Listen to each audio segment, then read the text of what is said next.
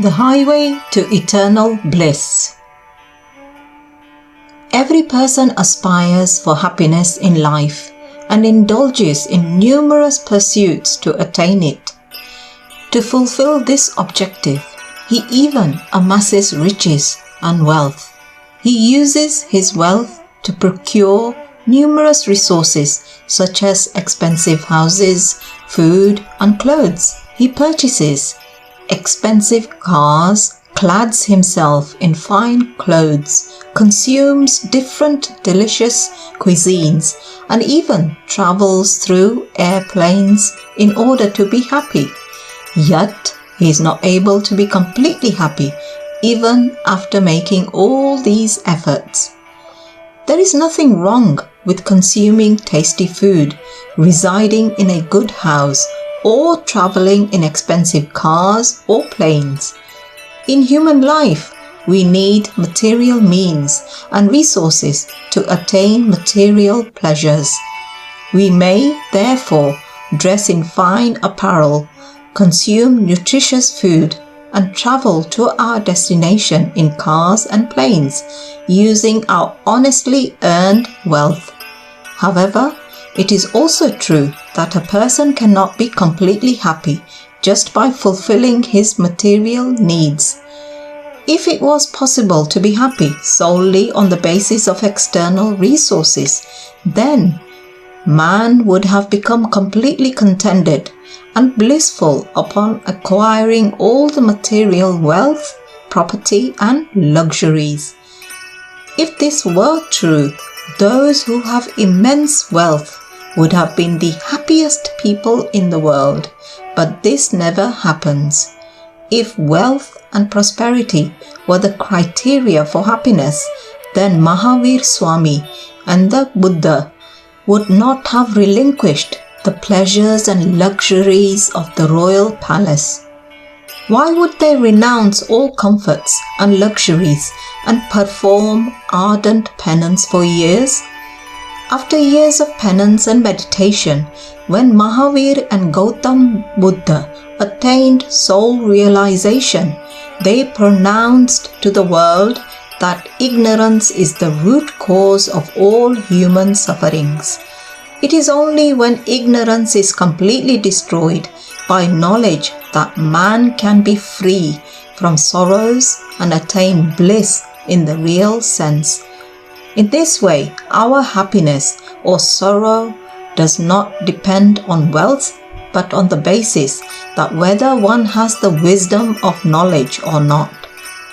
As a blind person is unable to perceive and enjoy the beauty of the world, similarly, being devoid of the perspective of knowledge, one remains miserable despite immense wealth and property. On the contrary, one who is knowledgeable is happy, irrespective of whether he is having immense wealth and property or is spending his days in poverty. In fact, only after attainment of true self-realization, meaning Atma Gyan, and realization of Brahma through pure absolute wisdom, meaning Brahma Gyan, we are able to realize that all entities, living beings as well as inert things and matter, all experiences and attainments in the world are mortal and ephemeral. These momentary things can never give us eternal, unalloyed joy. Our body is physical, therefore we need physical resources to sustain it. Physical things are a source of pleasure for our body, mind, and senses, but this happiness is also ephemeral. The soul is not the body. In fact, the body is simply like a cloth of the soul in a life form. Therefore, the actual life lies not in the body but in the soul subtly present in our being. The soul in every life form is the immortal, indestructible, and invariable part of the omnipresent, absolute and eternally blissful Almighty. Even when the body is destroyed, the soul remains unaffected and ever existent. When the physical body is destroyed, the soul expresses itself as a new being in a new body according to its good and bad deeds. In a new life form, it again assumes a new identity and begins a new life and experiences happiness and sorrow according to the prarabdha karmas destined to give the outcome. In this way, the soul, entangled in the cycle of life and death, keeps on suffering. However, this cycle ceases and the intrinsic mental imprints, meaning sanskaras, of all the mental, emotional and physical karmas are erased when the devotee, through complete surrender of his ego and selfishness to the Omnipotent with spiritual enlightenment, realizes Him in his soul. Upon receiving the radiance and divine touch of God, the individual self becomes just like God, and it realizes and recognizes its real form as the soul, unified with Him. Then it realizes that his reality, his true identity, is not the body but the soul. His being perceives itself as the Supreme Creator. He experiences the inseparability and oneness and solidarity of the soul and the Almighty. The elation which emanates from this realization is termed as Brahma Sukh, Brahma Ananda, meaning absolute divine bliss, the greatest form of pleasure. It is the eternal happiness. When the devout seeker thus gains the vision of pure absolute knowledge after ultimate self-realization, he sees the world from that enlightened perspective and behaves accordingly. He always remains in a state of constant bliss, irrespective of whether he lives in a house made of gold or mud.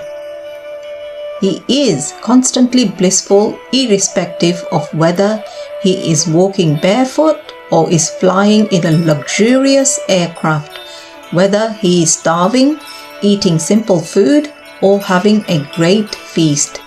This is because he is always emotionally and mentally aligned to his identity as a soul. He has no attachment to any object or person. He has neither friends nor foes.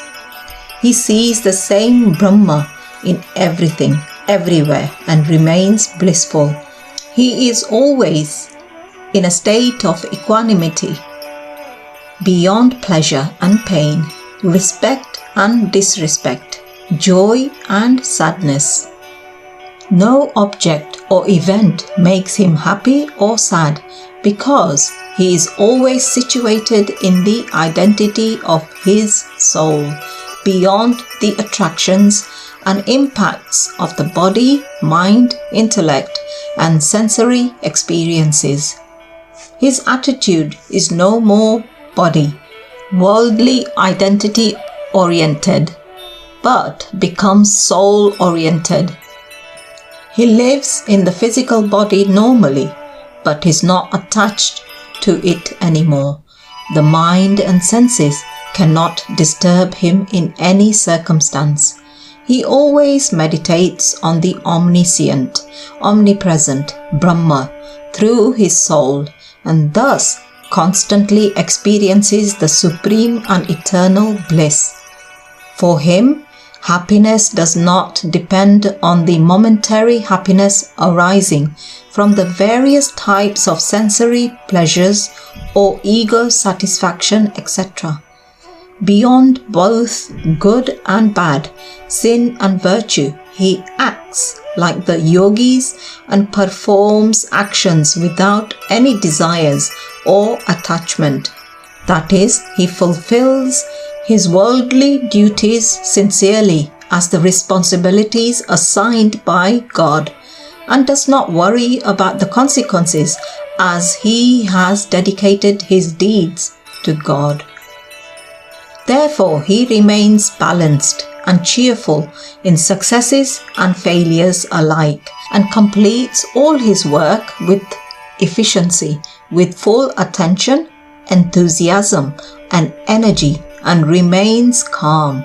He always remains connected to the Supreme Being, walks the righteous path in his worldly life. He perceives God in the world and serves it selflessly with his resources. This is the actual path leading to eternal happiness, the highway through which one can get eternal and supreme peace and blissfulness.